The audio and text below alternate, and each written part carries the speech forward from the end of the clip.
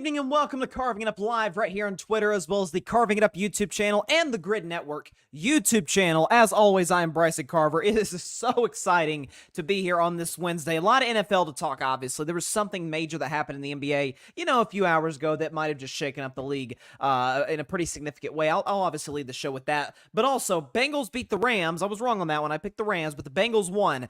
But I have to tell you, this style, what they're trying to do right now with Joe Burrow in particular, is not going to work, is not going to result in them being in Super Bowl contention. I'm totally out on the Bengals this year. I'll explain why in our second segment. Also going to get into carving up the context, and this week's edition of Carving Up the Context revolves around those New York Football Jets. It is a classic case of something that plagues so many of us in society, and the New York Jets are exhibiting that right now. I'll discuss that. Also, Bryson's best 10 best teams in the NFL going into week 4. A lot of shakeup here. A lot of teams were in last week. They're out. A lot of teams some teams have, a couple teams I'm looking at right now, have not been in Bryson's best 10 all season long. They're in it now. And who's the best team in the NFL? Given Miami scored 70, but San Francisco's got this great team, and Kansas City's doing what they're doing, and look out for Philadelphia 3-0. Bryson's best 10. Tune into that later on today's show on Carving Up Live. And, of course, at the end of today's show, I will predict tomorrow night's matchup, the NFC North matchup between the Detroit Lions and the Green Bay Packers. I've talked about Amazon Prime in the NFL did a solid job, especially compared to last year, putting some pretty darn good Thursday night football games together. I hate Thursday night football, but they put a good one together for tomorrow night. Lions-Packers, big matchup in the NFC North. Winner gets to 3-1 and leads that division solo. But first, the biggest story in the NBA. It has shaken up the league in a massive way. Rudy Gay signed with the Golden State Warriors. My Golden State Warriors. Oh, wait, you don't want to hear about that? Okay, well, the second biggest story. No, all jokes aside. Damian Lillard is now a Milwaukee Buck. Earlier today, a little after 2 Eastern, the Milwaukee Bucks completed a 3-team trade that involved the Phoenix Suns and the Portland Trail Blazers. More on Phoenix a little later, but Portland, Phoenix, and the Milwaukee Bucks put together a 3-team trade that sends Damian Lillard to the Milwaukee Bucks. The other trade details, if you want to know, the Phoenix Suns get Yusuf Nurkic, Grayson Allen, Nasir Little, and Keon Johnson. Tennessee guy Keon Johnson. Shout out to him. The Blazers get a haul. They get Drew Holiday, DeAndre Ayton, Tumani Camara, and they get a 2029 first-rounder, as well as a 2028 and 2030 first-round swap rights with Milwaukee. The picks are unprotected. So Portland gets a haul for Damian Lillard in this 3-team trade. So let's start first and foremost with the Milwaukee Bucks. Today, they are undeniably the favorites to win the NBA championship in 2024. They're not overwhelming favorites like my Warriors were in 2017 or like the Bulls were in pick a year, 96, 97, 98. Not a situation like that. They're not an unbeatable roster where you'd have, obviously, knock on wood, injuries that would have to hold them back from doing so. But this is the best team in the National Basketball Association. What have we said about Milwaukee? The one flaw of the Bucks, even the year they won the championship, what has been the one flaw of the Bucks? We're like, God, they just have that. Whether it be from Giannis or even Chris Middleton, consistently from Middleton, is, man, when things aren't going that well, they need a guy to just give me the ball, let me go get a shot. Giannis can, but it almost always has to be in the paint. And obviously now, and I shouldn't say now, you've never really been able to trust Giannis at the free throw line. We saw what happened in that Game 5 when I think it was 10 for 23 against the Miami Heat. Really cost them that Game 5 and a chance to extend that series, getting gentlemen swept. You look at, too, Chris Middleton, right? Chris Middleton's a guy who, at his best, has made All-Star games. But he struggled with injuries the last few years, and we've always said, okay, if Chris Middleton's your number one option in terms of getting your own shot, you probably need an upgrade. They got that, and then some. Dame Lillard's a guy who had probably the best season of his career last year. Averaged 32 points a game, very efficient, but again, was playing on a Portland Trail Blazers team that was never really in the playoff discussion, to the point where with about a month left in the regular season, they said, you know what, Dame, we'll just go and sit you for the rest of the year. We don't want to get you hurt in case we do trade you. So Dame, they sat him for the year. He has obviously played his last game as a Blazer. Officially, he's now a Milwaukee Buck. So for Damian Lillard, though, because we'd heard the reports. I haven't talked a ton of Dame in the last month or so, because my thing is, I'm not going to talk about Dame until a deal gets done, because all it is at this point is just speculation. Now that it's official, I'll talk about Dame, who we heard wanted to go to Miami and said, I'm not going to go. If you trade me anywhere else, talking to the Portland Trailblazers here, I want to play for Miami. No one else want to play for Miami.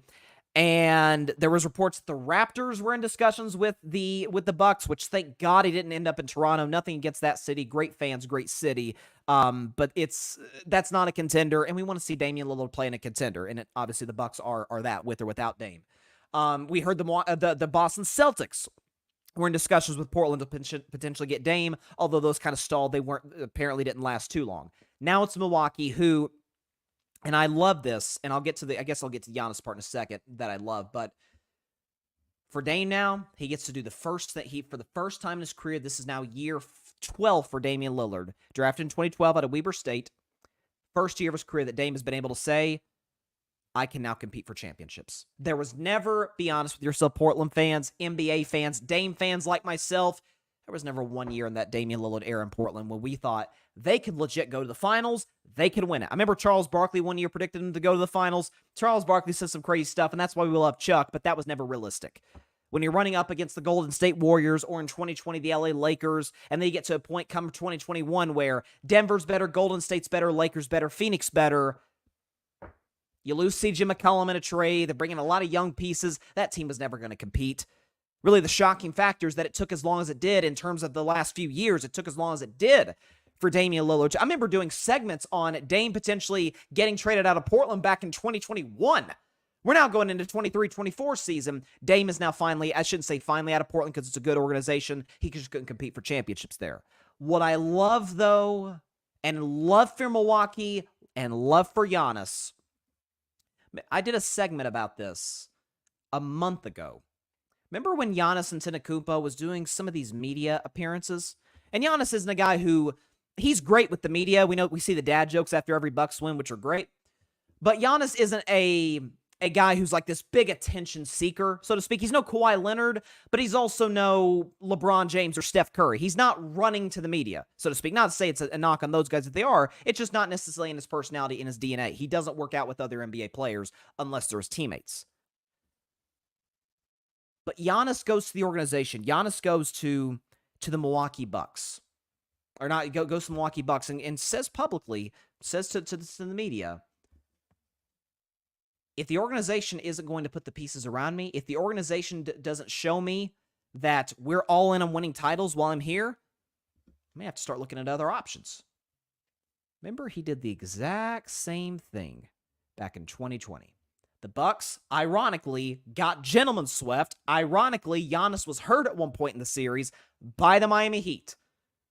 Giannis goes to the organization, and he doesn't quite sign the extension. He's not ready to. And they go out and get Drew Holiday, who's now obviously in Portland now. We assume the Blazers are going to move him. They get Drew Holiday, and they win the championship in 2021. Drew Holiday was a critical part of that Bucks title run. Now, the discussion's, hey, how about 2025? Giannis could be a free agent then. Could we have like a Kevin Durant in 2016 or a LeBron in 2010 situation where we've got an awesome player, MVP, in his prime on the open market for anybody to get? And he says, if you're not going to put the pieces around me, then I'm not going to go. I'm probably gonna get out of here. Maybe the Knicks, maybe the Warriors, maybe some other team out there that I'm not mentioning. I heard Miami even floated potentially as well. And Milwaukee's like, heck no, we're not going to make the same mistake with you that Cleveland made with LeBron and what Oklahoma City made with Durant. We're going to go get you Damian Lillard. There's a star. Sorry, I apologize, Dame. A superstar that's on the trade block. The organization's looking to move him. They don't like Miami's trade package. Well, let's swoop in, save the day, go grab Damian Lillard, and in the process, undeniably put us certainly a spot above Miami, certainly at the top of the Eastern Conference, and as far as I'm concerned, atop the league. That's not to say they're unbeatable. That's not to say that a Boston or somebody else, out west, a Denver, a Lakers, a Warriors could come in out of nowhere and beat them in a 7-game series. Of course they can. They're absolutely more than capable of doing that. But you now look at Milwaukee Bucks team. Giannis, unquestioned best player, in my opinion, third best player in the world. Worst case scenario. Damian Lillard is still a top 10 player. I mean, man averaged 32 points a game. He's outstanding. He's been doing this forever. Dame's still great. Chris Middleton now is your 3. Not necessarily playing the 3, although he potentially may. But Chris Middleton's now your third option, which is different from the title run in 2021. You got Brook Lopez size. You've got Bobby Portis size. They've got shooters. They've got, in my view, they upgraded at head coach. The formula's there. Size, shooting, defense. You say, well, what about Drew Holiday? Drew Holiday is potentially the best guard defender in the NBA with respect to guys like Marcus Smart. He is, and you guys know I love Drew Holiday. Drew Holiday at his best is an all-star. He's one of the best two-way players in basketball. Matter of fact, maybe the biggest play of that final series, remember Drew Holiday taking the ball to Devin Booker's hands and the lob, the honest, it's kind of like the flashpoint play from that series against Phoenix. Drew Holiday was so valuable, and I get this is one series, but Drew Holiday was so valuable to the Milwaukee Bucks last year in the playoffs. Miami never scored less than 119 points. And we didn't exactly view, wasn't our criticism of Miami as, man, they play hard, they're good defensively, they're well coached. God, they just can't make enough shots. They never scored less than 119 points a game. All right, and never scored less than 119 points in that 5-game series against Milwaukee. Drew Holiday was on the floor for that series, got cooked. The whole Bucks team got cooked. So I don't think it's a situation where Drew Holiday is the missing piece necessarily, at least as currently constituted, as currently constructed, to them going on another title run. Damian Lillard is. This is a game changer. This is now the best duo in the NBA. This is better than LeBron and AD. This is better than KD and Book. That's the best duo in the NBA. That's the best team in the NBA. I think they're well coached. They play in a conference that, where you look at Boston, I really like Boston this year. I thought they upgraded at the assistant coach who could potentially become the head coach in Sam Cassell, but we'll see how that plays out. Do we really buy in Philadelphia, though? I mean, isn't it kind of total chaos over there? Do we really buy at the Knicks as a title contender? Playoff team, sure. Title contender. Miami's going to be there because they're Miami, but doesn't there seem like there's a pretty significant talent gap? Sure, it might have seemed that way in the playoffs last year, but now you had Damian Lillard, the guy who Miami wanted. That kind of tips the scales just a little bit. So, props to the Milwaukee Bucks for making this move. To me, again, I think they're the best team in the East, the best team in the NBA, and this was a remarkable deal for them. I mean, I'm actually sitting, I happen to be sitting in English class, and I've got my Apple Watch on, and my watch just keeps going off. I'm like, what is going on right now? So I check my watch. I'm like, holy crap. What? I didn't blurt that out loud, thank God. But that's what I'm thinking inside. And so, surprising deal. We'd heard rumors, little rumblings that maybe they're in contact with the Milwaukee Bucks. The Blazers were at least. So yeah, props to them for making this deal. Here's where, before I get to Phoenix, let me talk about Portland briefly. So Portland gets Holiday, who they're going to move because his contract's going to expire relatively soon. And apparently Miami's interested in Drew Holiday. Philadelphia's interested in Drew Holiday. He's going to have plenty of suitors. Okay, he's an incredibly valuable player to a team. It's just, listen, Milwaukee had to give him up in order to get Dame. It's worth that price. But again, Portland gets Drew Holiday. I'm not sure quite how long Drew Holiday's going to be there. Maybe he's traded before the season. Maybe he's traded mid-season.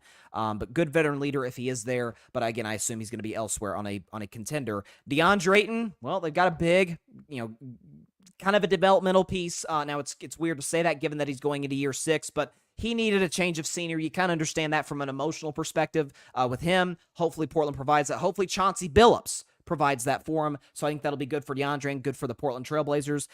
They get another bench player. They get a bunch of first-round picks. So they're good there. So I think solid move. Again, Portland wasn't going to get a king's ransom necessarily. We got to stop. We talk about these mock NBA trades. The Rudy Gobert thing, that's an outlier. Like that. What? Not to make fun of the Timberwolves today, but they're kind of like the Cleveland Browns of the NBA. They're a very easy organization to make fun of. Minnesota making that move and giving up 4 picks for Rudy Gobert, that's not the norm. Okay, that doesn't happen. That's the very reason KD didn't get traded last offseason, that he got traded mid-season. Like that's not the norm in the NBA. So we got to stop assuming that.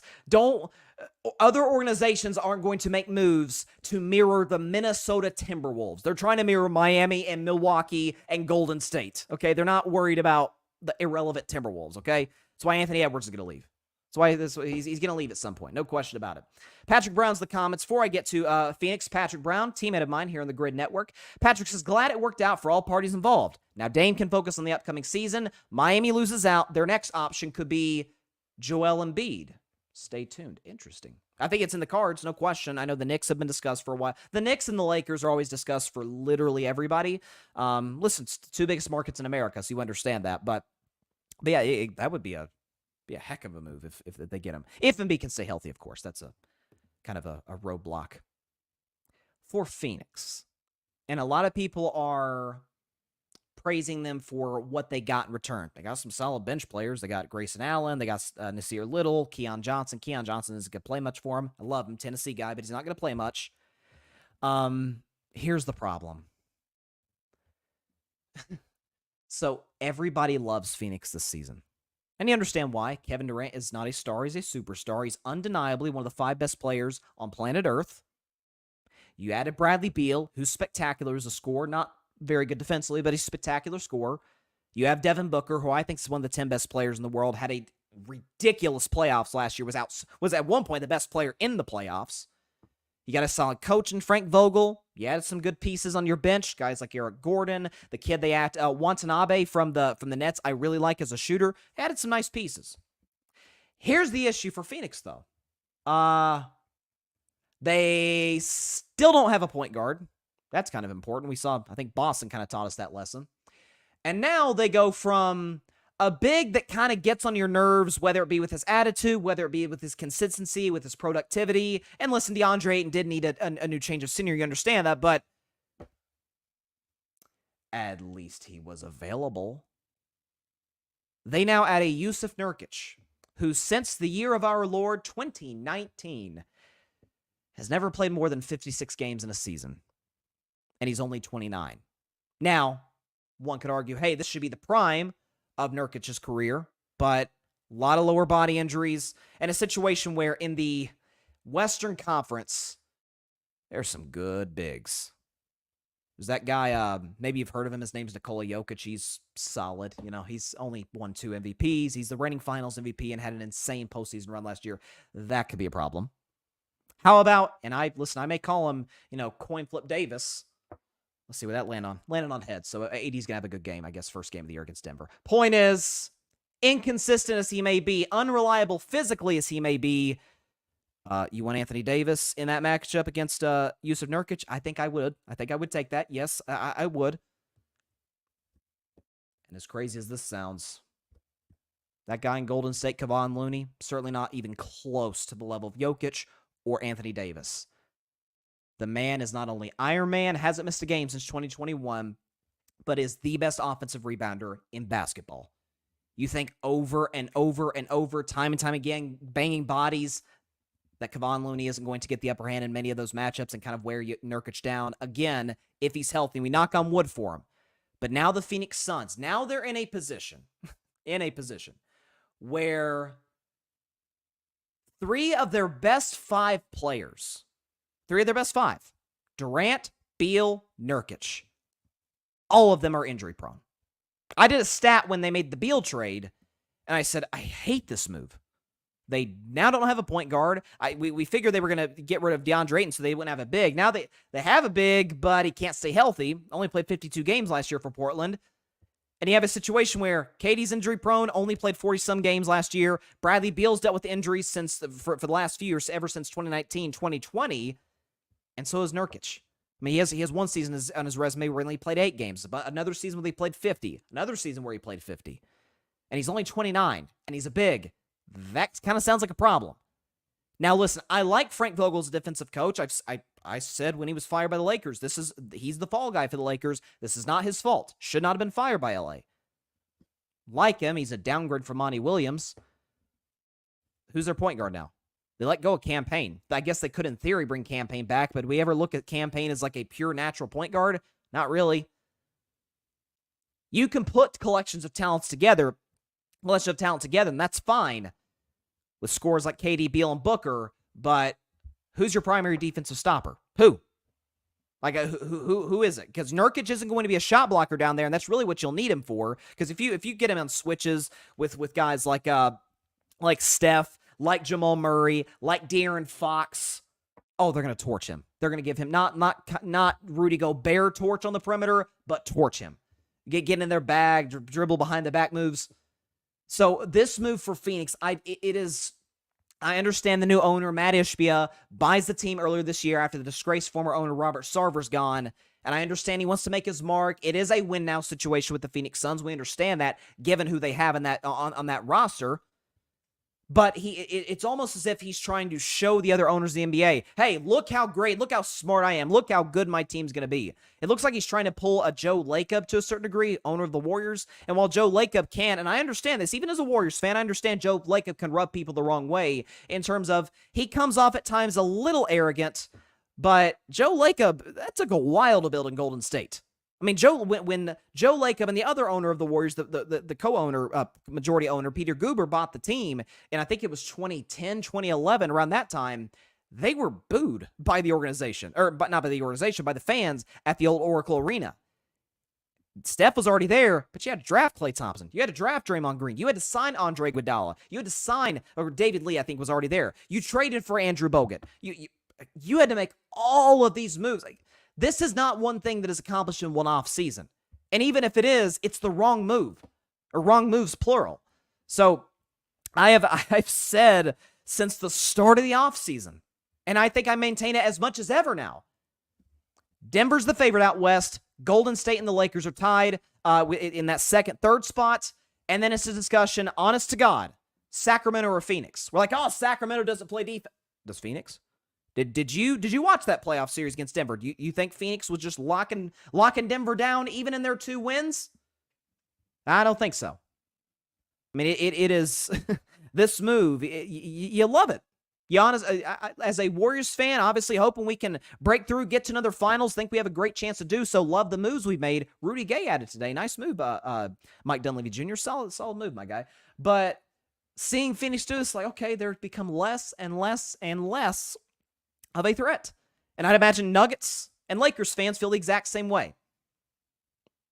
Because that's how I feel as a Warriors fan. I don't buy this team whatsoever, at all. Patrick Brown, who's a Lakers fan, by the way, you can't rely on scoring to beat the best teams in the West. It'll be a disaster for Phoenix. Everything you mentioned will be validated in 2024.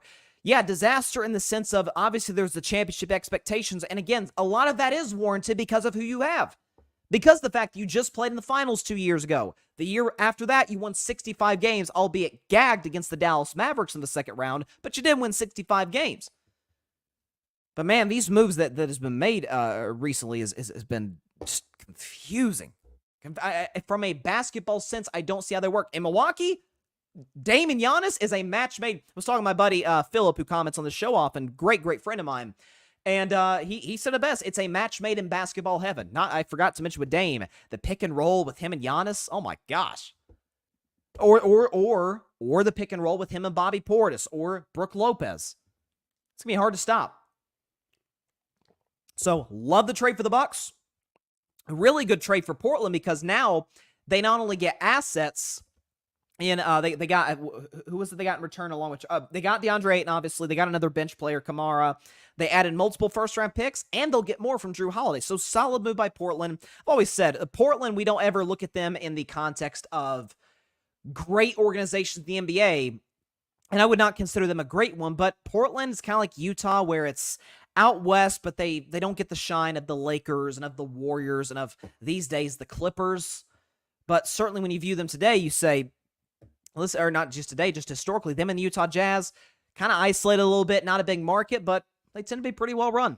Portland's going to start their rebuild. I love their backcourt with Scoot Henderson and Shaedon Sharpe. Love those two. Chauncey Billups, I think, is a solid head coach. So Portland's a good spot. Hate the trade for Phoenix. Hate it. I don't get it whatsoever from a basketball standpoint. Patrick says, when the Suns have to play Denver, LA Lakers, Golden State, they'll be exposed for lack of size, and no point guard will be their undoing. I can't wait. Oh, neither can I. No, remember last year, and I ended up being sort of half wrong on it, right in the sense that my Warriors ended up winning the series. But remember those that saw my show toward the end of last year's regular season when I'm like, Golden State's losing a few games they probably shouldn't, but I'm like, no, this is chess, not checkers. No. You want to draw the 6th seed. You want to draw the Sacramento Kings. You don't want to draw Phoenix with CP3 KD and Book and Monty Williams, a head coach. You don't want to draw, who was the two? Of course, drawing Memphis would have been a delight of mine because we would have eliminated them. But you want Sacramento. don't play defense, no playoff experience. You know their head coach. Now, again, I say half wrong because it took us 7, and they had us on the brink there for a minute until Steph went off for 50 in that game 7. But this, I could see a situation where toward the end of the season, you got teams like, now lower seeded, so maybe a Clippers, again, health permitted. That is always a question. They almost are never healthy, and that sucks, but Paul George, Kawhi are almost never healthy. But if you have, maybe the Clippers are healthy, again, knock on wood. They're not a contender, but if the Clippers are in that 6th seed, dare I say Memphis is around that spot, I'd really like to draw Phoenix. I'm not going to lie. I'm just saying, if there's a spot, you could see teams kind of gunning to play the Suns in that first-round series. Just telling you. It's either that or the defending champs, LeBron James, or Steph Curry. You choose. I mean, it's kind of, at least on my end, it's an easy choice, but maybe other teams feel differently. We'll see. This is going to be a great NBA season, though. I know we say that every year, but let's see. Today's September 27th, so we've got 4 weeks. 4 weeks till the start of the season, October 21st. 4 weeks from yesterday.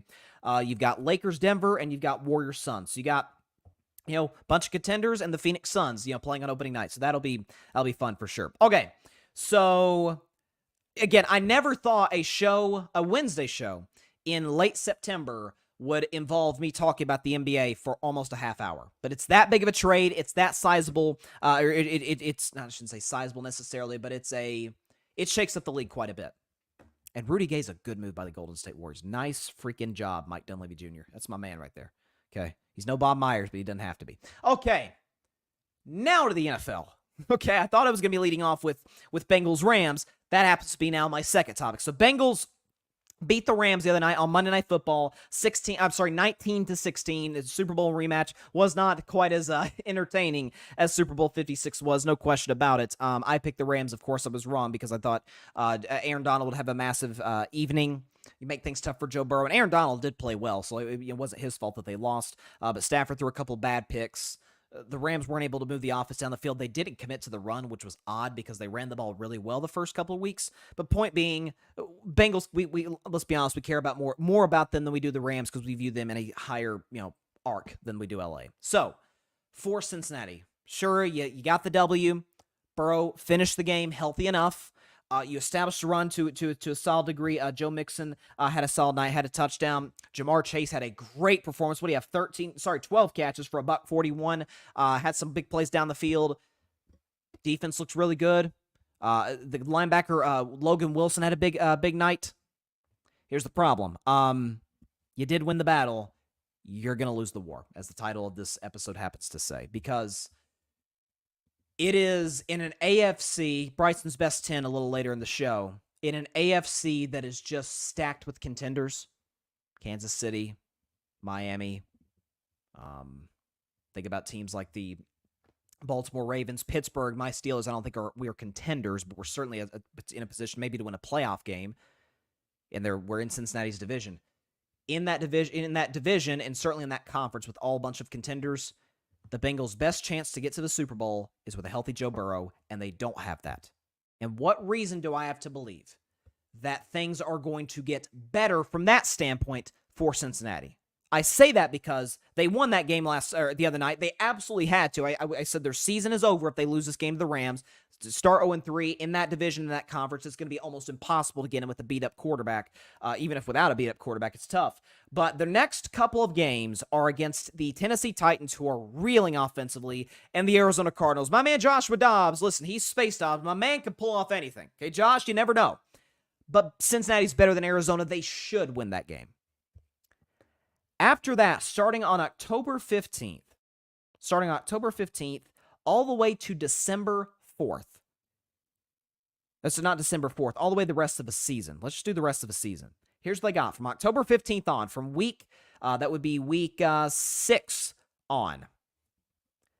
Seattle, then a bye week, at the Niners, home against the Bills, the Texans, who are, C.J. Stroud looks better every week, at the Ravens, Steelers, at the Jags, Colts, Vikings, at the Steelers, at the Chiefs on New Year's Eve, home against the Browns. And we saw, Joe Burrow he's struggled in his career against the Cleveland Browns and that defense. So props to them. They had to win this game, and frankly, they have to win these next two. To get to 3-3, put yourself in a position where you're at least in the mix for that division, and more importantly, for the playoffs as a whole. But it's so frustrating. I've talked about this since the start of the year, since that first game against Cleveland, which was just a shock to me in that Cincinnati has invested, to their credit, a cheap ownership group, but they've invested a lot of dough, a lot of bread in that offensive line. And they still can't protect Joe Burrow. They took Mahomes as left tackle. Still can't protect Joe Burrow. Orlando Browns had some awful games thus far this season, and they struggled against the Rams the other night. So again, now that bye week could be critical in terms of give Joe Burrow an extra week to heal that calf, and that's huge. But again, when you consider what the calf injury initially was, and I'm no doctor, certainly not going to play one in this show. A medical professional would know far more than me on this particular subject. But given that it was a non-contact injury, back in training camp, we saw the video. I played out on Carving It Up Live when it happened back in July. Given that he re-aggravated, made it worse in week 2 against the Baltimore Ravens, it was darn near a game-time decision if he was even going to play on Monday Night Football. I'm all of a sudden supposed to believe it's going to get better.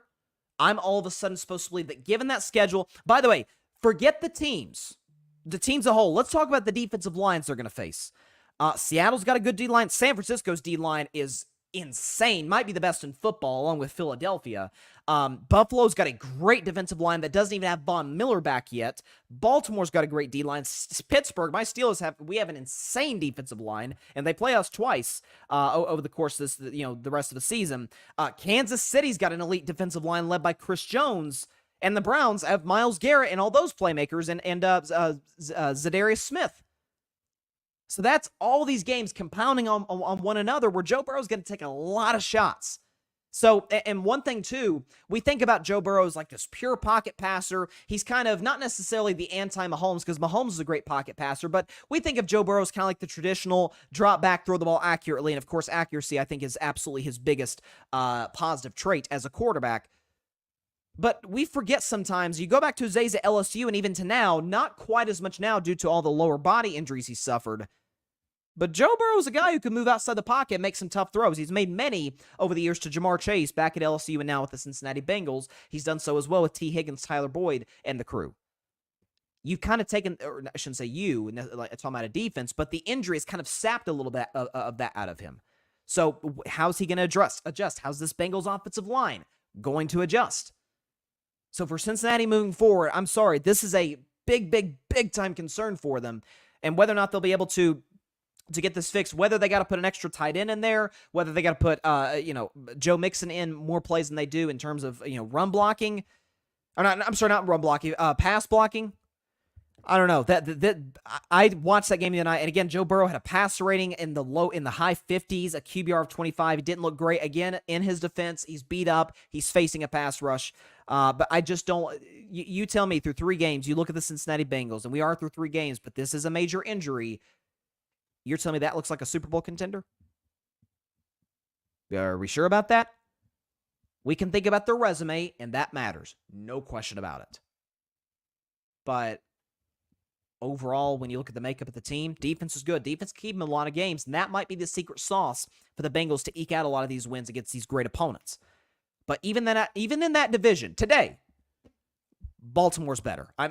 First of all, we saw it firsthand because Baltimore beat them just last week in Cincinnati. Lamar outplayed Burrow in that game. The Ravens' defense looked outstanding. But the Ravens have an excellent defense. I'm going to talk about the Ravens a little later. They got a lot of guys coming back from injury. Ronnie Stanley, in particular, coming back from injury. You've got the Pittsburgh Steelers, who building a little momentum here. When we don't play the 49ers, we look pretty solid. Certainly the defense does, and the offense looks to be picking up a little bit of momentum. And even Cleveland. And God knows, I am not a Cleveland defender or a Cleveland apologist. And trust me, if you're a Cleveland apologist, you gotta apologize a lot. But that defensive line, that defense in general, scary. And if Deshaun Watson is somewhat on in terms of his production, look at those receivers they have. Look at the running game, the offensive line. Cincinnati today is the worst team in that division. Today. They are the worst team in that division. No question about it. Let's look at the comments. Darian Hopkins, by the way, before I even, respond to Darian's comment, Darian Hopkins, who's the newest member of the Grid Network, he's been an outstanding addition, has been doing a lot of these live stream reaction. He's been doing this even before his now tenure at the Grid. Darian has been doing these live reaction shows or live streams where he's watching a game, kind of gives like a play-by-play response to comments, the whole bit. Darian, let me check YouTube because I want to get the numbers right because I'm sure they've only ticked up since the last time that I checked. And be sure to subscribe to his show. Again, I've got his comment up there, so subscribe to his show. Let me pull this up. So Darian the other night was reacting to the Eagles-Buccaneers game, the other Monday Night Football game, and it is now, by a pretty solid margin, the most viewed live show in the history of the Grid Network, about 3.2K views. So hats off to Darian. He's doing a great job at this network. A fellow Vols fan, by the way, too. When again, I always say when Barry called me, texted me, whatever he did, and he told me, hey, we're adding this guy, check him out. And I'm like, oh my God, he's a Vols fan. Heck yeah, I had him. Heck yeah, I had him. No question about it. Although my Steelers did get your Raiders, Darian. But Darian says, what's good? What's good, Darian? What topics are we talking about? Well, listen, just talked about the Dame trade, obviously. Love it for Milwaukee. Really like it for Portland. Again, Portland was going to trade him eventually. And hate it for Phoenix. Hate Phoenix's return. Just talked about Joe Burrow and the Bengals. Going to get into Bryson's best 10 a little late in the show. My top 10 teams in the NFL going into Week 4. By the way, Week 4 games, I'll talk about this a little later.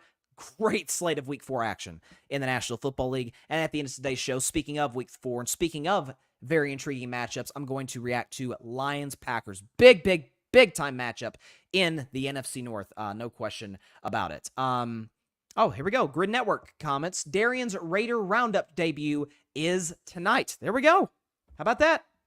So Darian, he's got a new Raiders podcast. I forgot to mention that. I apologize, Darian. Darian's got a new Raiders. Devin is our Ravens guy. We're going to beat you on Week 5, by the way, Devin.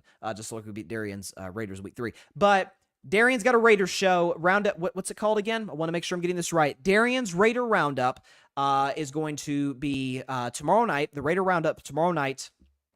Or tonight? Tonight. I'm sorry. Tonight. On the Grid Network. Definitely check that out because we got a lot of great team shows. Parnell's got the Commander's Demand. Devin's got the At the Bank podcast. We got a lot of great individual team shows on the Grid. Wow. John says, Fan Perspective Podcast, and shout out to John for competing last night in the 8 o'clock spot in the Grid. John says the Suns won this raid. I kind of want to see in the comments here, John, what you feel free to chime in terms of why you think that is the case, because I hate the deal for Phoenix. My thing is they already had the depth, so I don't think this helps them a lot more. It's not like Keon Johnson. Again, I hate to be throwing shots at Keon. It's the Tennessee guy, but he's not going to be playing a whole lot for him. They add a big who can't stay healthy, and they still don't have a point guard. So I don't love that trade for him. Parnell, the host of the Commander's Demand podcast here in the Grid, says thoughts on Breanna Stewart winning the WNBA MVP. Personally, I thought it should have been Asia Wilson. She had the better overall season. You saw, or at least I saw her comments last night before the Aces playoff game, where she was pretty pissed off about it, understandably so. You could see Breanna and Asia kind of being like the Jokic Embiid of the WNBA, like two bigs, two centers, really make it happen. Listen, it's, in terms of the New York Liberty, I've always been, since her days at Oregon, been a massive Sabrina Ionescu fan. I actually made the claim back in 2020 on the show that when it's all said and done, she will be the greatest women's basketball player ever. I truly believe that. I hope we get an Aces Liberty WNBA Finals. It's trending that direction. They have both happened to play tonight, by the way. Aces play the Dallas Wings tonight. In Game 3, and the New York Liberty play the Connecticut Sun in that series. That's a tied series, by the way. Connecticut's got a good squad. Still got the Liberty coming out, but the WNBA Finals starts pretty soon. That league has grown a lot in the last couple of years. Kathy Engelbert, the new commissioner, has done a spectacular job. I think it would be outstanding for it's going to be great when players like Caitlin Clark, Haley Van Lith, Angel Reese, players like that come into the WNBA starting in next year's draft, given what they've done in college. But this would be great for the WNBA if we get this series. I mean, we could have a legit rivalry brewing, coast to coast, Vegas, New York, 2 big markets. Be great for the WNBA. Patrick says, run up the likes and the subscriptions for the grid as well. No question about that. Everyone who's watching, we greatly appreciate everyone for their support. Absolutely, absolutely.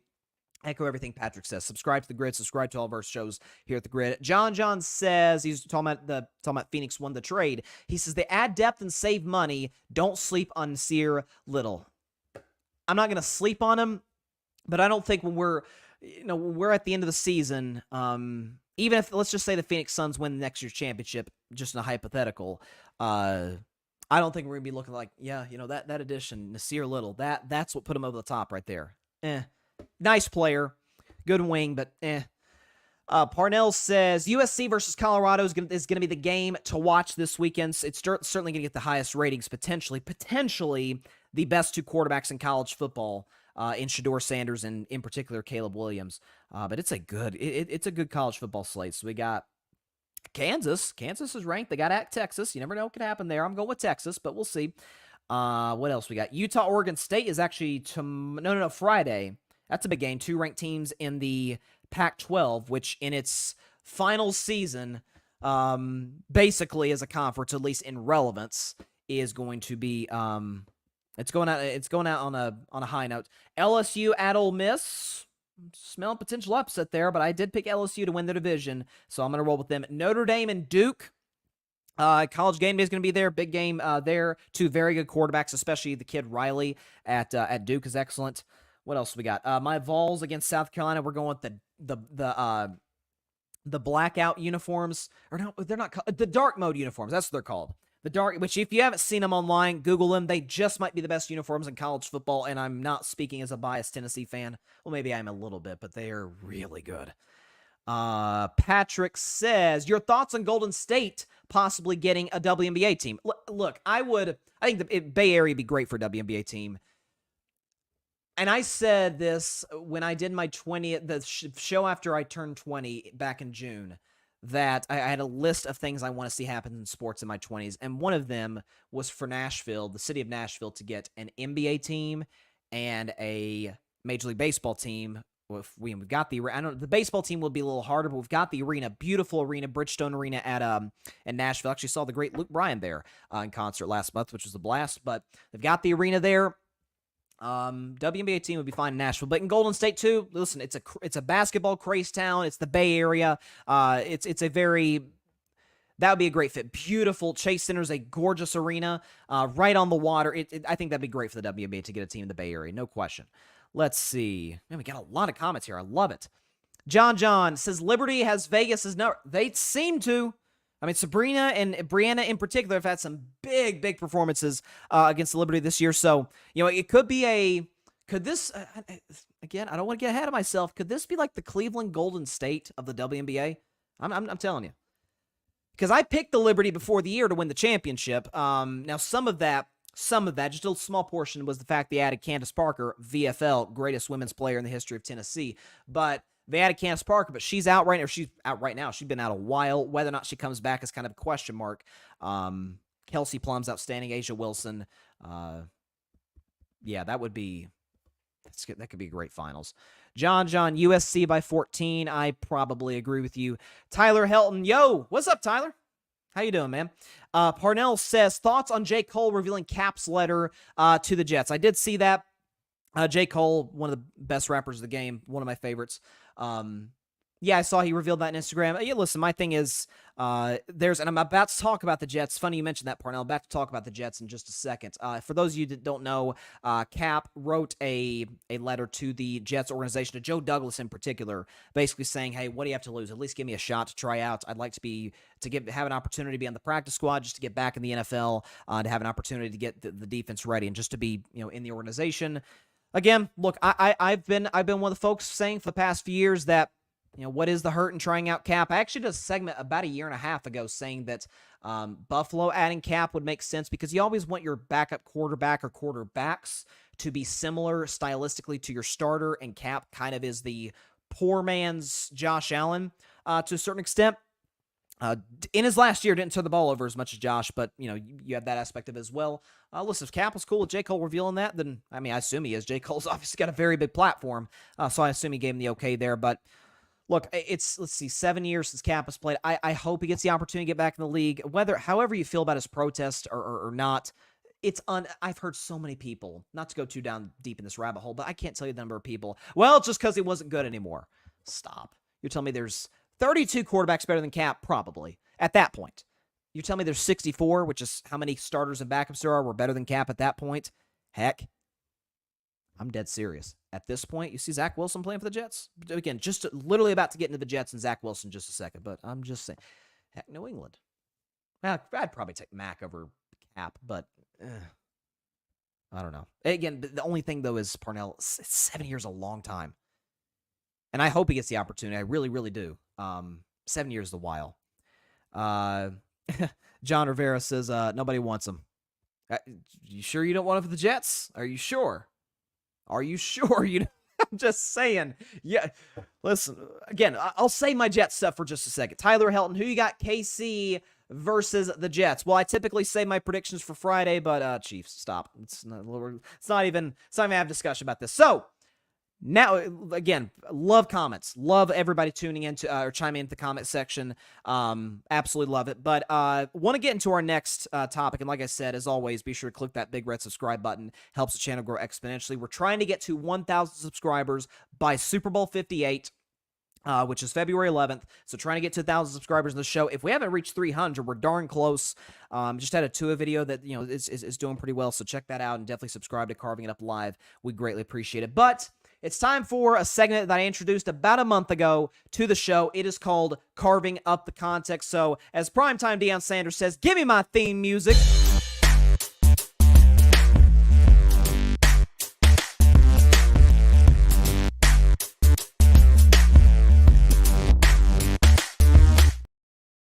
Okay, so on this week's edition of Carving Up the Context, we've got, as I just now mentioned, the New York Jets, who are in quarterback hell. That is putting it mildly. Zach Wilson is currently their guy. Tim Boyle is their backup. Tim Boyle is, I think I saw somebody said he had 108 attempts and had a pretty solid, pretty high amount of interceptions, so not a great backup to have to Zach Wilson. And they just signed Trevor Siemian yesterday, so it feels like at some point Trevor's probably going to become the starter. He was actually with the Jets back in 2019, but that's beside the point, at least for the time being. Okay, so Robert Saleh, who I really like, by the way, I think is a good coach, is the head coach of the Jets, and of course this season just blew to smithereens 4 plays into the season when Aaron Rodgers tore his Achilles against the Buffalo Bills, and it was, of course, just a gut punch. Even if you're not, I can't imagine if you're a Jets fan and given what you've suffered. But as an NFL fan, man, it just sucked to see that happen. Whether you like Rodgers or not, and I was starting to really kind of to buy into him in terms of his leadership since he moved to the city of New York, seemed to be more comfortable there. But be it as it may, he's not there anymore. Zach Wilson's been the guy first 2 games. Actually, really, first 3 games. He might as well have been the starter for the Bills game for as long as he played. Was fine. Okay against the Bills. Was terrible against Dallas. Was even worse against the New England Patriots on Sunday. What's amazing is that the Jets almost won that game on a Hail Mary, which shows you how bad the New England's quarterback situation is as well. But this is about the Jets. So Robert Saleh was talking to the media about Zach Wilson. And he said, quote, we see on a day in and day out basis as a young man who is much improved, can't tell, from a year ago. He's much more confident. He's much more accurate. He's got much more command of the huddle. He looks better in the pocket. Could have been better yesterday, but he's improved and he's getting better. He's going through his progressions, and when he is hitting his back foot with his timing and rhythm, he looks fantastic. And you just don't throw people away, man. You just have to continue to work with him. He's here. He gives us our best chance to win. And as coaches, we're going to do everything we can to help him. Okay, there's a lot to unpack there. Not going to break down the whole soliloquy word by word, but more confident, can't tell. More accurate, definitely can't tell. He barely completed 50% of his passes against New England. He's got much more command of the huddle. I don't know. You can see Garrett Wilson on the sideline. Doesn't seem like it. He looks better in the pocket. The same guy who, again, apparently looks better in the pocket, who was sacked by Casper the Ghost. Really? It's the same guy who looks, again, watch the video. Man was sacked by air. He didn't dude looked like it was somebody coming from around the edge, like a pass rusher, a great pass rusher of NFL's past, came in and got Zach Wilson and brought him to the MetLife turf, the terrible MetLife turf, for that matter. So be that as it may. But there was another report that came out from Bleacher Report saying that the Jets locker room, in particular the Jets defense, is fuming at Robert Saleh. Not as a coach, not as like they don't like him or whatever. No, that he continues to start Zach Wilson. Now, more on the Zach aspect of it a little, in just a moment. But if you are and this is why I said that when the Rodgers injury happened, yes, obviously Super Bowl hopes dashed, gone, not to be seen until at least next season. But this can't be a second year in a row where you have a young, hungry, talented, cheap defense and just waste it because of awful quarterback play. Again, the Jets had the worst quarterback situation in the league last year. You could argue that's the case. I make a strong argument that's the case this year. You can't waste that defense again. Frankly, you can't waste some of the offensive pieces you have now. Garrett Wilson, Dalvin Cook, Breece Hall. You got to have somebody back there who gives you the best chance to win, and Zach Wilson is not that guy. And so if you have a defense that, and I talked about this on Monday, I cannot imagine the frustration. Of course I'll be pissed. Of course I'll be frustrated. When I have to, remember DJ Reed, the excellent defensive back for the Jets, was talking about how before the season, hey, we can be the 85 Bears. Well, you actually kind of have to be now because your quarterback sucks. You almost have to be the 85 Bears out of necessity just to keep your teams in games. You gave up only 15 points on Sunday and lost. The other quarterback was terrible. And you lost. Of course I'd be pissed. Of course I'd be frustrated. And I would be extremely frustrated with Robert Saleh and with Joe Douglas. And this goes back to a problem that we have a lot of times in America, certainly in our political system, and even around the world, just people in general.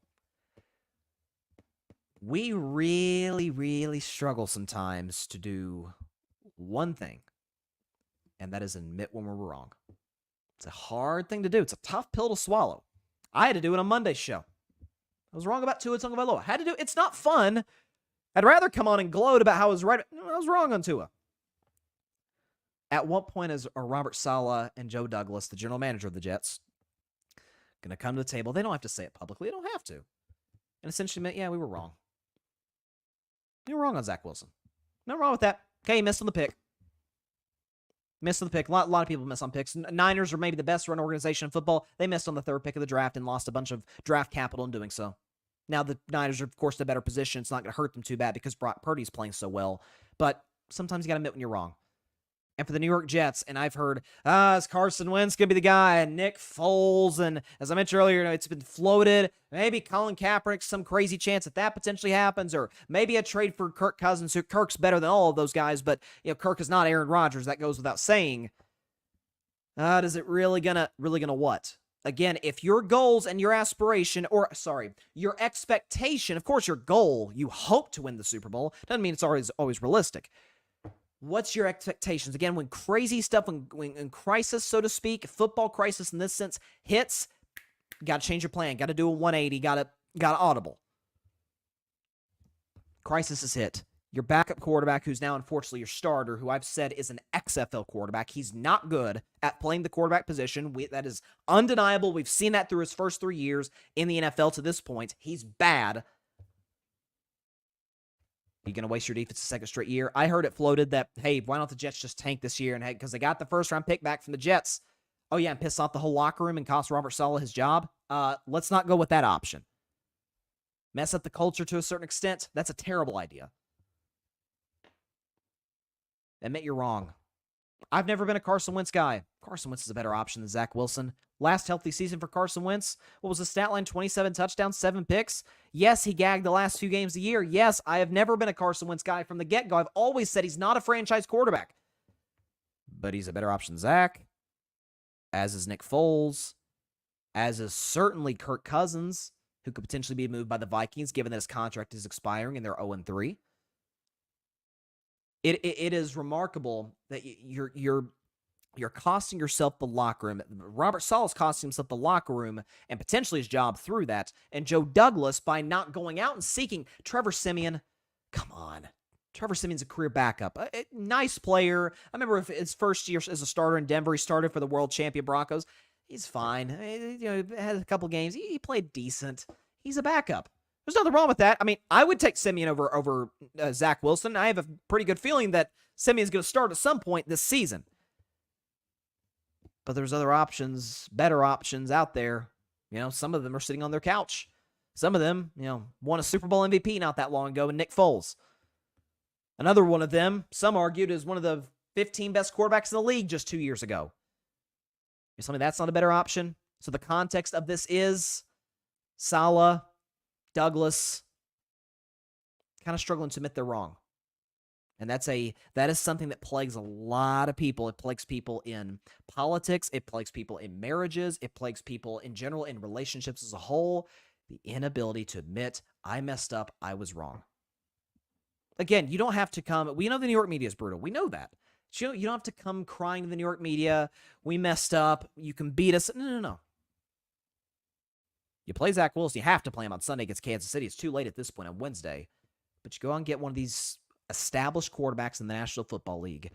You let them learn the playbook for a week. You make them the guy, and you move on from Zach Wilson. And Trevor Siemian's your backup. You see those long faces, more importantly, those frustrated faces on that Jets sideline. You think they're too excited that Zach's starting this week? You think that these rumblings coming from the Jets locker room are just rumors? No, there's a lot behind that. We saw it a year ago, and given the expectations coming into this season and where they've nose-dove into now, yeah, I don't blame the Jets organization, Jets team, and in particular the Jets defense for being pretty pissed. I don't. Not in the slightest. So for carving up the context is Coach Saleh, Joe Douglas, really struggling to admit they're wrong. And it could cost the Jets head coach and GM their jobs. We'll see. Let's see here. Tyler Helton. He says, my question is, I want to be a promoter for YouTube channel. How can I contact you guys? Just DM me, hit me up, and we'll see. Barry Grant Jr., what kills me about Saleh and Joe Douglas is that they're sabotaging the team. The team was promised no Zach after last season. Remember the Mike White shirts? The team didn't want Wilson. That's a great point, Barry. Of course, co-founder of the Grid Network, host the Ivan podcast here. Yeah, I remember that last year. Mike White, who had some moments last couple years with the Jets. And, Mike White's out there playing well. And, yeah, like you said, Barry, the Jets players are wearing T-shirts for their quarterback. It's kind of like when they built the statue of Nick Foles in Philadelphia. And it's like, boy, that seemed like a shot at the quarterback, Carson Wentz there. But the locker room bought into Foles more. Same situation here. And Barry says, bringing in Rodgers changed this team's mood instantly. Going back to Zach puts them right back where they were last year. I don't care if LT is back there. Wilson is not an NFL quarterback. He's not. He's just not. At what point, again, I keep saying this. It's like beating your head on a wall against a wall. What more do you need to see? Not just the collective. I'm talking about the Jets. It's amazing to me. Patrick, this is why great Jets players get out sooner than later to win. Jamal Adams, as an example. He also says Joe Namath called out the entire front office and Zach Wilson. Even he's seen enough of this team and his coaching staff. Yeah, I'm surprised, genuinely, that comment, because Joe Namath obviously won the Super Bowl for the Jets way back in '69, Super Bowl III, again, famously the first Super Bowl that was actually called a Super Bowl. And of course, we know it by that today. Joe Namath was doing an interview recently. Gosh, I think it was with Dan Le Batard. And he said that he went after Zach Wilson. He went after the Jets front office. I'm surprised that comment didn't carry more weight than it did. Like, genuinely surprised. Because that's Joe Namath. That's kind of the original Joe Cool, right? I mean, you think about Jets players, like Joe Namath's one of the first guys that comes to your mind. I'm genuinely shocked that it didn't. Again, I'm not saying it necessarily has to be everything Joe Namath says has to be how the Jets operate business. Of course not, but I'm surprised that didn't make as much of a mark as it did. Maybe it will, but thus far it doesn't seem like that's the case. Yeah, listen, we watch the NFL for a lot of reasons, but we know that it's a quarterback-driven league, and watching bad quarterback play just makes me want to pull my hair out. It really does. Oh my gosh, watching Zach Wilson play is just, it is it's murder on the eyes. It really is. Barry says, and Barry's obviously from New York, he says, in New York it did. Okay, I'll take your word for it. So yeah, I guess nationally it didn't play as big, but if it played in New York, then you'd think at least it made a mark, in the Jets organization. I guess that's more what I'm referring to, Barry, is it didn't seem to make that much of a splash, within Jets quarters. Maybe it did, and we just don't know. I don't know. But it seemed like everything kind of leaks out of the Jets, so you think that'd be something that's publicized. Anyways, about to do Bryce's best 10. Spoiler alert, the Jets are not on it. The Jets were on the first Bryce's best 10 of the season. I think I had them at number 9. And that's I don't think they're going to be sniffing this group, this very established group of teams, the rest of the season, unless they bring back that unretired, unemployed man who happens to be 46 years old who lives in Florida. Unless they bring that guy out, I don't see them sniffing the top 10. But point being, Bryson's best 10. If we can get the background music ready to go, because this Bryson's best 10. We had a crazy week 3, a little bit of a shakeup here, a little bit of shakeup in this top 10. So, like I said, let's get the background music going because it has been a pretty wild first 3 weeks of the season. A lot has changed from week 1 to now. So let's go and start with number 10, a team making its debut on Bryson's best 10. It is the Buffalo Bills. You guys know I have not really believed in the Bills for a while now, but Buffalo cracks in at number 10. A lot of people are putting them higher because there was a lot more belief in the Bills by other people not named Bryson Carver, I guess. But listen, I like what I've seen the last couple of games. Josh Allen's played mostly clean football. Made some big-time plays with his arm. Stephon Diggs has played well. The offensive line has been serviceable. Again, I still don't think it's an elite group by any stretch, but the defense for the Bills is really what, to me, elevates them into that top 10. They're top 5 in just about every statistical category, turnovers, sacks, the whole bit, and they still don't even have Von Miller coming back. Now, what he will be at this stage in his career, at this age of his career, coming back from an ACL, remains to be seen, but you certainly hope he can get back to at least some sign of Von Miller was even, last year before he got injured, the ACL injury on, I think it might have been on Thanksgiving Day. So, Buffalo Bills at number 10. Again, if they beat Miami, who they play this weekend, is probably the game of week 4. If they beat Miami, they're going up higher. But if I'm kind of leaning Miami to win that game, in this contest in week 4. So again, I want to love Josh Allen so bad, but he won't let me. It's the turnovers, it's the reckless plays. Again, hurdling over guys as if you're the first down markers right there and you're 7 yards short. We've seen him make plays other than similar to that against the Raiders. He had a questionable pick against Washington. So it's those little things that keep me from loving Josh Allen and even liking the Bills. But they cracked the top 10. They're at number 10. At number 9, it is my Pittsburgh Steelers, who are in their highest spot on this list thus far. They started the season number 10. They came back in going into week 3 at number 10. They're now number 9. So we know how great Pittsburgh's defense is. I think it's the best in football. I think TJ Watt is absolutely, with respect to guys like Parsons and Bosa, Nick Bosa in particular. This guy is an absolute monster. He's got six sacks through 3 games, well on his way to do what I predicted him to do, knock on wood, he stays healthy, and that is break Michael Strahan's single-season sack record. I think he's going to set it this year and win another Defensive Player of the Year trophy. But even outside of TJ Watt, Alex Highsmith's a great pass rusher. Pittsburgh paid him this past offseason. Well-deserved. Joey Porter, who I predicted to be the Defensive Rookie of the Year. Now, that's probably Will Anderson today thus far. But Joey Porter just gets better and better and better every week. You have the young corner making some plays, picking off Jimmy Garoppolo. The Steelers linebacking core, led by Marcus Golden, is excellent. This is a team that can blitz. This is a team that can rush 4 and still get pressure consistently. And then offensively, look, we understand the criticisms. I've been toward the front of the train on this whole anti-Matt Canada rhetoric, so to speak. But listen, had a solid game plan. Now, some of this could be, yeah, the Raiders have a pretty cruddy defense, so it might have been some of that. But I saw a lot of outside runs, not as much, I should say. Predictable play calling. He let Kenny Pickett, get outside the pocket with his legs, which is where he's comfortable. He let Kenny Pickett take shots down the field. Kenny looked more comfortable. George Pickens looked great. The kid, Calvin Austin, I think is his name, looked excellent. Had the long touchdown to get the scoring started for Pittsburgh. I still would like to see them use Jalen Warren a little bit more than they are, but it's a Mike Tomlin coach team. The defense it's Pittsburgh, so of course it's awesome. And the offense, I thought, took a stride in the right direction. I would still love to see a 400-yard game at some point from my Steelers. But they're at number 9. At number 8, also making their debut on Bryce's Best 10, a team that I liked coming into this year, the Seattle Seahawks are at number 8 on this list. So it's looking like, again, it is a young season, only 3 weeks in, but it's looking like for the Seattle Seahawks that this is a situation where we always have a couple of week 1 games where we look back in December like, man, they lost to that team, to start the year. I think we'll kind of look at Seattle where they lost the LA Rams in week 1, and we're like, they lost the Rams? Like that lost badly to the Rams at home, and Geno Smith played terrible in that game. Since then, he was awesome against the Detroit Lions, and then against the Carolina Panthers defense that is solid. Geno played excellent. What's the stat? Let me pull it up here.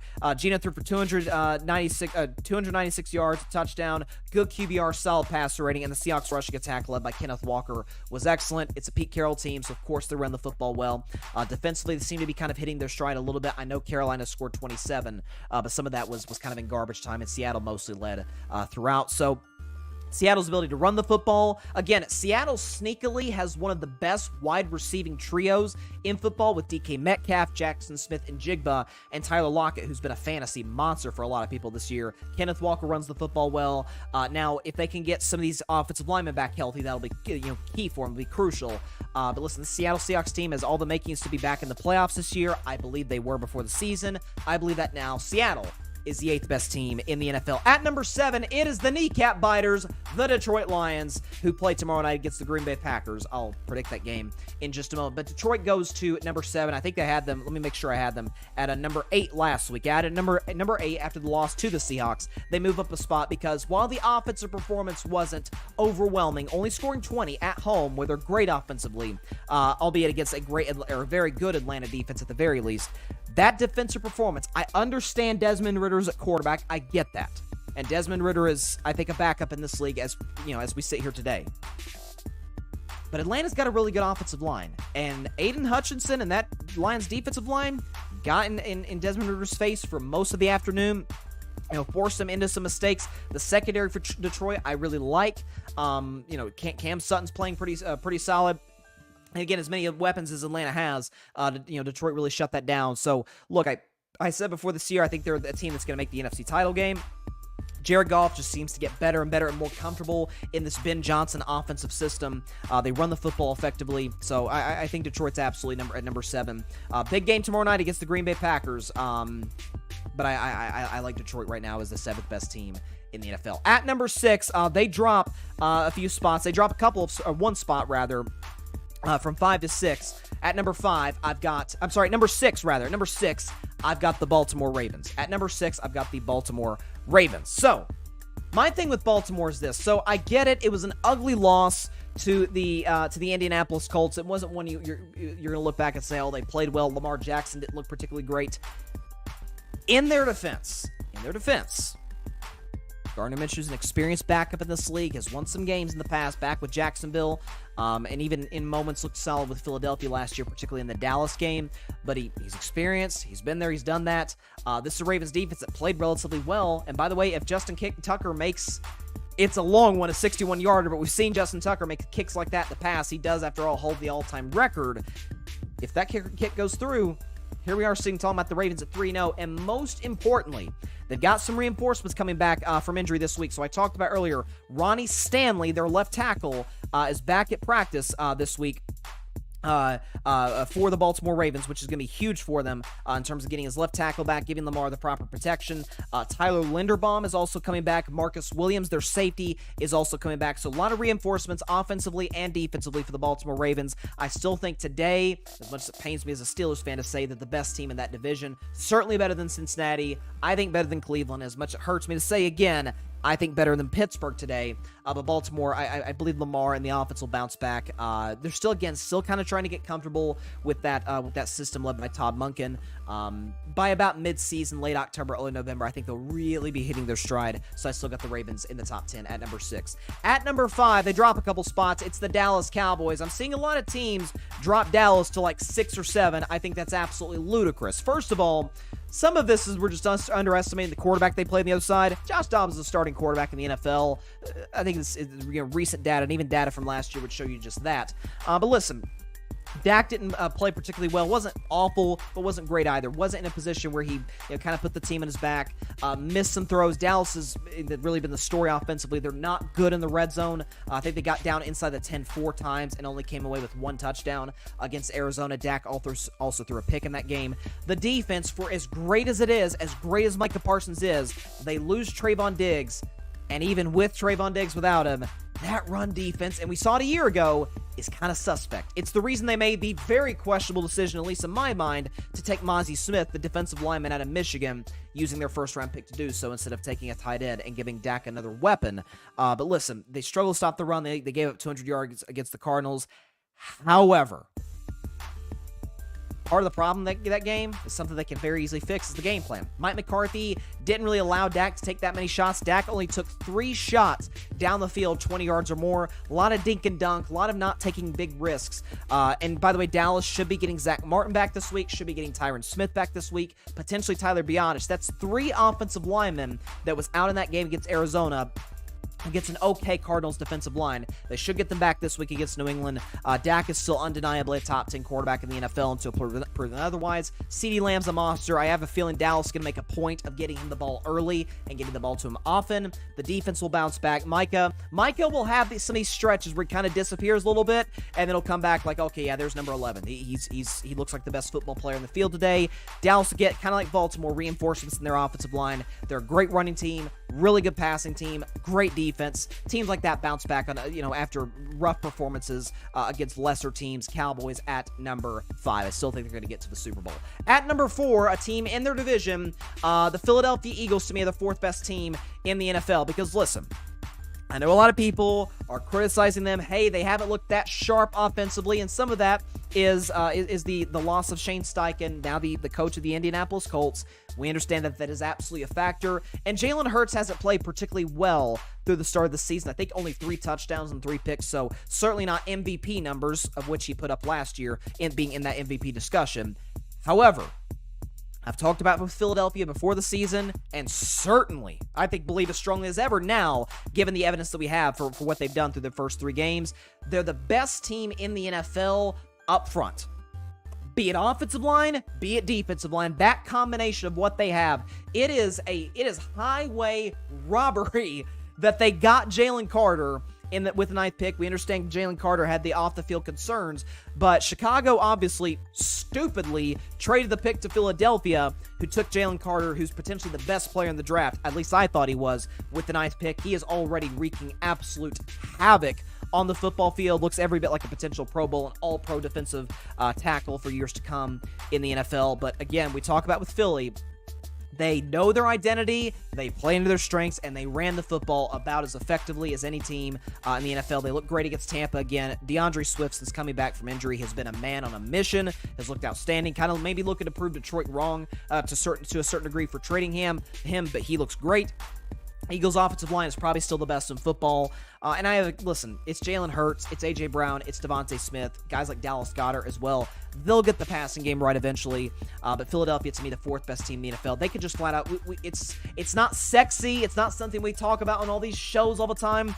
But sometimes, again, football in its most simple sense is moving another grown man against his will. I don't think any team does that better on both sides of the ball than the Philadelphia Eagles. They're the fourth best team in the NFL. At number 3 is the defending champion Kansas City Chiefs. And you must be asking yourself, Bryson, you had them at number 2 last week. How do they drop? Well, some of that is, obviously, I haven't mentioned Miami yet. Miami jumped them. But I will say, loved what I saw from Kansas City offensively. And it was a great opportunity, given their opponents, given that Chicago might be the worst defense in the NFL. It was a great opportunity for them to get other guys involved. You saw guys like Sky Moore, Kadarius Toney get involved. The kid Rashee Rice, I really like. Could be a big-time red zone weapon for them. And listen, they are now, undeniably, I think they might have, for the time being, maybe taken the Cowboys' spot in this regard. They're probably the most popular team in the NFL right now. With the addition of Taylor Swift, all the Swifties are now Chiefs fans. Travis Kelce caught a touchdown. The defense looked amazing. Listen, Kansas City is in a great spot. Their tight end seemed like in his personal life, he's in a great spot. Mahomes looked excellent. Didn't turn the football over. Was very efficient. Chicago was kind of like a get-right game for Kansas City on the offensive side of the ball. I have no reason to believe that they're just going to get a tank offensively moving forward. I said that coming into this week. Kansas City as the third best team in the NFL. They'll be just fine. No reason to worry about them whatsoever. At number 2, let's get a little mini drum roll here. As a matter of fact, let me just play the drum roll emoji because this is emoji. Drum roll sound bite.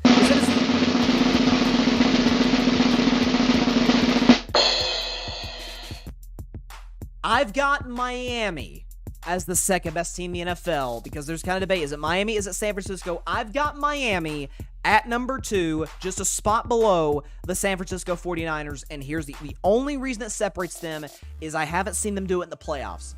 But, when a team just drops 70 on your head, when Tua Tagovailoa plays basically a perfect football game, how he didn't get a perfect passer rating is beyond me. What, because he had 3 incompletions? Yeah, when you throw 26 passes, there's probably gonna be some incompletions mixed in there. The thing about Miami, and I keep saying this, that it separates them from where they were a year ago, not just the fact that Tua is healthy and we'll knock them with it, that continues, but they ran for 300 yards against the Denver Broncos, and Raheem Mostert looks great. The other guy they had there, Dolphins fans, I promise I'm going to learn how to say his name correctly, I promise. Achane is how you say his name? Achane, something like that. Looked great as well. The Dolphins' offensive line is the best that it's been in the Tua era. Mike McDaniel is taking place out of the Kyle Shanahan book. Obviously Kyle Shanahan's one of the most creative offensive play callers in football. You got Mike McDaniel coming from that system. You got these no-look shovel passes. Now listen, teams are going to get film on this, and it's going to be up to the Dolphins to adjust. I think they can, though, when you can run the football, take the pressure off of Tua, who, as I admitted on Monday's show, I was wrong about. Dolphins fans, forgive me. I apologize. I'm so sorry. For what I've said about your guy for the last 2 years, but they're efficient. They run the football well. They take shots down the field. Tyreek looks like the best receiver in football today, even over to my man Justin Jefferson. Dolphins at number 2. If they get a win this week, they might be at number 1. But the team, once again, third week in a row, that is the best team in the NFL in my eyes, is the San Francisco 49ers. So, San Francisco at number 1. I've talked all offseason. I've talked even on this show throughout the first part of this season about how great that roster is, so forget that. It is how dominant the 49ers have been in this stretch of football since their last regular season loss, which was Week 8 of 2022. Ever since Week 8, they've won every single football game they played. The only one that they lost was when they literally didn't have a quarterback. Brock Purdy blew out his UCL. The backup, Josh Johnson, the well-traveled man, Josh Johnson, got concussed in that game. So you had Christian McCaffrey taking snaps against the Philadelphia Eagles. Listen, again, we talk about Philadelphia's ability to beat you up front. There's no question about that. The 49ers are about as good as any team in the NFL not named Philadelphia in that regard. I get it's the Giants. I understand that. But when you look at what they did, they offensively, Brock Purdy threw for 300 yards, had a great passer rating, great QBR. They ran the ball well, 141 yards rushing. Christian McCaffrey is a man on a mission, potentially the best offensive player in the NFL, arguably. Could be the front runner for Offensive Player of the Year. Certainly is in that discussion. And listen, you look at San Francisco, what they've allowed defensively. They gave up 7 to my Steelers, gave up 23 to the Rams, but A, divisional familiarity, B, the Rams got a late cover on the field goal and were awful in the second half offensively, and then 12 to the New York Giants. So, listen, their big test is coming in a couple weeks against the Cowboys offense, but I keep saying this, please tell me the weakness of this Niners football team. Because for all of those that say quarterback, I can't tell. Since he stepped in, not only is he, okay, he wins, blah, blah, blah. Yeah, Jimmy Garoppolo won. The numbers this guy is putting up and the trust that the Shanahan coaching staff has in this guy tells me all I need to know. He's accurate, he's mobile, he makes throws in and outside the pocket, he's an excellent leader, he doesn't turn the football over. What is there not to like? He's excellent. Brock Purdy's excellent. The San Francisco 49ers, to me, third week in a row, are the best team in the NFL. Before we get to the comments, let's go back over Bryce's best 10 in order. At number 10, the Buffalo Bills. At number 9, my Pittsburgh Steelers. At number 8, the Seattle Seahawks. At number 7, the Detroit Lions. At number 6, the Baltimore Ravens. At number 5, the Dallas Cowboys. At number 4, the Philadelphia Eagles. At number 3, the Kansas City Chiefs. Number 2, the Miami Dolphins. And at number 1, once again, the San Francisco 49ers. I can't wait for Dallas and San Francisco in a couple weeks. Let's see. This is back to our Jets topic. We're talking about all these great teams. Let's go back to the Jets. But this is from the Jets topic. Patrick says, problem is the Jets are blind to their own bad decisions. The boiling point is here and now. It's just a matter of time before guys start to vent in the media. Yeah, that's a great point, Patrick. That's what's going to become a big problem. Like when guys are, maybe you're going to have a Sauce Gardner, maybe you're going to have a Garrett Wilson go to the media and kind of taking many shots at Zach. That's going to be a problem. So cut bait now. Sign a Wentz, trade for Cousins, move on from Zach, make Trevor Siemian your backup. Okay, real quick before I predict Lions-Packers, again, got some really good week 4 games. So Falcons-Jaguars is our first London game. We know the Jags do not lose in London. They actually, what's crazy enough, the Jags had a really good season last year. They actually happened to lose in London to Russell Wilson and the Broncos during the Nat Hackett era. I know.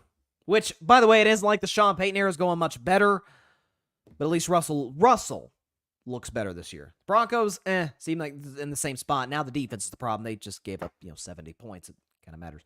Dolphins, Bills, to me, is the game of the day. That's kind of a big-time test, certainly for Buffalo and for Miami as well. This will be the best defense the Dolphins has faced and the best offense that the Bills has faced. So it's going to be a good chess match there. You got a grudge match, Broncos-Bears. I could care less who wins that game. Somebody said they should flex that game to 3 in the morning. Seriously, it's in Soldier Field. Just put it at 5. The diehard Bears fans will show up. Nobody will watch on television. It'll be like 2 a.m. on the West Coast when that game kicks off. Just, I don't know, put it in another country that we don't have to get up at a crazy hour, or where we'd have to get up at a crazy hour and watch it, because frankly, we wouldn't do that. What else we got? Ravens-Browns is a good matchup. 2 great defenses, big-time AFC North matchup.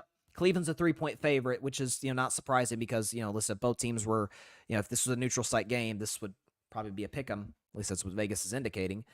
What else do we have? Commanders-Eagles is interesting. We've got Cardinals-Niners. Watch out, San Fran. I know you're 14-point favorites, but this is Joshua Space Dobbs we're talking about. Watch out. Cowboys-Patriots is a good one. Steelers-Texans. Now, that's maybe not the most intriguing matchup, but I bring it up because A, it's my team, and B, J.J. Watt's going to get his number retired with his brother playing. I'm telling you, I think T.J. Watt's going to have a big afternoon in Houston. Big afternoon. Steelers are 3-point favorites in that game, by the way. Okay, so like I said, appreciate everybody showing up and tuning into the show today. Last segment, and during football season, basically at the end of every show throughout the week, there's a game or multiple games, certainly on Friday. That's, to me, what the whole show is based around, is predicting the Sunday games. Week 4 will kick off tomorrow with an NFC North rivalry match. It happens to be 2 teams in which one team swept the other last year, with the Detroit Lions sweeping the Packers last year. Detroit actually ended Green Bay's season at Lambeau in what happened to be the last game of the Aaron Rodgers era in Green Bay, Wisconsin. So, again, in this matchup, you've got, like I mentioned, the Detroit Lions and the Green Bay Packers squaring off at Lambeau Field on Thursday Night Football, standalone game. The Lions are 1.5-point road favorites, so Packers are home underdog. Listen, Detroit, as I mentioned, I had them as the 7th best team in the NFL. I had them at 7th on Bryce's best 10. I was really impressed by their defensive performance. Aiden Hutchinson looked great.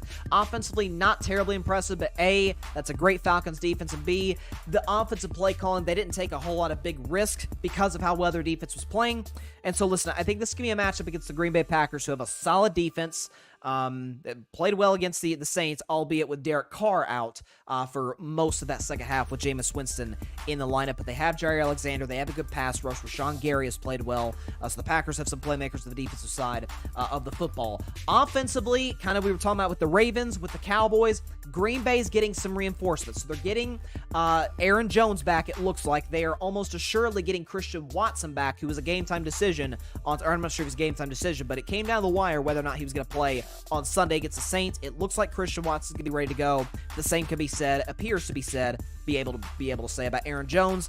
David Bakhtiari, though, star left tackle for the Packers, looks like he is out for this matchup, so that's going to be big, especially Aiden Hutchinson coming around that side of the ball, potentially pressuring Jordan Love. Look, I know you Packer fans want me to buy into Jordan Love, and this, by the way, would be a game in which if the Packers win, you get a little bit more buy-in from me. But Jordan Love, not only has he not put together a complete game, but when he's bad, he is really bad. You look at that matchup against the Falcons. Offense is humming. He threw that touchdown pass, make it 24-12. Packers look like they're going to win, and they don't get a first down the rest of the game. On the other hand, last week against the Saints, and props to Jordan Love, give him all the love in the world for that comeback, because a 17-0 comeback in the fourth quarter, even against a backup quarterback, that's a great Saints defense. That's tough to do. Albeit Dennis Allen is not a great situational game manager as a head coach, but we'll leave that aside. Jordan Love was terrible through the first three quarters of that football game. The Saints will let you back in these games because that's what Dennis Allen does. The Lions will not. When the Lions, and again, not to bring out the kneecap thing, and we'll play the kneecap soundbite if they win on Friday's show, but if you're the Detroit Lions and you build a big time lead, they're going to put your foot on their. They're going to put their foot in your neck. They're not going to give you an opportunity to get some breathing room and get back into that football game. They're not. Again, they swept y'all last year with Aaron Rodgers, and by the way, with subpar offensive performances. I think Detroit only scored, was it 15 in that game against Green Bay in Detroit, and then I think it was 20 at Lambeau in that must-win game for the Packers to get in the playoffs when they beat Aaron Rodgers in his final game there. Listen, I really like Detroit. You guys know I bought into them since the offseason. I said I really wanted to see improvement from the defensively. I've seen that certainly last week against Atlanta. I think they kind of continue that. Again, short week at Lambeau, tough place to win. But give me the Detroit Lions to win this game 29-21 over the Green Bay Packers. They obviously cover the 1.5-point spread. They beat Green Bay on the road. Again, I think they have the better coach. They have the better quarterback. They have the better roster as a whole. They probably don't have the better defense, but they certainly have the hotter defense coming into this matchup. And listen, I like where Detroit's humming. I like where Detroit's at from an expectation standpoint, kind of, embracing that and living up to that. So give me the Detroit Lions to win this football game. 29, put that score back up one more time. 29-21 over the Green Bay Packers. And Cheesehead Ozzy may just make an appearance on Friday's show. He may. We'll see. Let's see. Patrick says the Bears versus Broncos game can be played until the cows come home. Nobody will care unless you're a fan of either team. And frankly, Patrick, if you are a fan of either team, you might almost be rooting for a loss to tank for Caleb. Okay, a loss might actually, because neither team's making the playoffs. That goes without saying. I dread having to pick that game on Friday's show. And I love predicting games. That might be Bryce's bleak bet. It might be. We'll see. All right, that is all the time we have for today's loaded show today. You got the Dame news. You got talk about the Bengals. Bryce's best 10. Carving up the context was a spirited one for sure. And again, just predicted the Packers and Lions game. So great Wednesday show. Very, very grateful for all the comments. A lot of comments here in the comment section. A lot of interaction between that's part of the reason why I started Carving It Up Live. Again, Carving It Up started in 2019. Carving It Up Live started in January of 2021. So I greatly appreciate the engagement. Again, we'll see y'all on Friday's show, obviously at 6 p.m. Eastern, at 3 p.m. Pacific time, right here on the Grid Network's YouTube channel, the Carving It Up YouTube channel, and the Carving It Up Twitter, not X, Twitter account. And be sure, again, to like, share, comment, and to take 2 seconds out of your day. Hit that big red subscribe button. Helps the channel grow exponentially. We're almost to 300 if we're not there already. So if you have subscribed, we really appreciate it. If you have not, please tell a friend to tell a friend to tell a family member to tell their friend to subscribe to the show. And of course, be sure to go subscribe to the Grid Network. That is GRYD, the Grid Podcast Network, right here on YouTube, as well as any and everywhere you get your podcast, be it Apple Podcasts, Spotify, iHeartRadio, Google Podcasts, any and everywhere you get your podcast. Also, speaking of the Grid Network, last night, once again, I think it was episode 8 of this particular show. Tune in every Tuesday night at 8 p.m. Eastern, 5 p.m. Pacific time to the 8 o'clock spot on the Grid Network's YouTube channel and Twitter account. Very, very exciting show. Had a blast last night with Barry, with Mike, with John. Great contestants, great show. Mike Guido, co-founder of the Grid with Barry, became the first contestant in the history of the 8 o'clock spot to get the max amount of score. I don't remember exactly what his score was. I think was it 14,000? It was something like that. The max score that you can possibly get on the show. If you don't know the rules, you could check out yesterday's episode, the 8 o'clock spot on the Grid Network, and every Tuesday nights at 8 p.m. Eastern, 5 p.m. Pacific. Very, very fun show, very exciting show. I'm the moderator of it, and we get great contestants every single week, so definitely tune in to the 8 o'clock spot. Okay, great game tomorrow night. NBA is going wild with the Dame trade. I guess we just got to see one dominoes left and what the flip happens with James Harden. Who knows? Anyways, we'll see you on Friday's show. Thanks for watching the show once again. Please be sure to stay safe out there. Please be sure to take care of your physical as well as your mental health. And please, please, please be sure to contact your local state representatives and your senators to demand change for gun violence in America. It's a big-time issue we got to address here. Big-time issue. All right. See y'all on Friday. Stay safe out there. God bless you all. Peace out. In case you have wondered, I really like the Rudy Gay trade. Signing. I really like it. I like Rudy Gay. Thanks so much for watching the show on YouTube, and be sure to go click that big red subscribe button and check out the other clips and full shows from Carving It Up Live, as well as our other incredible content creators here on the Grid Network.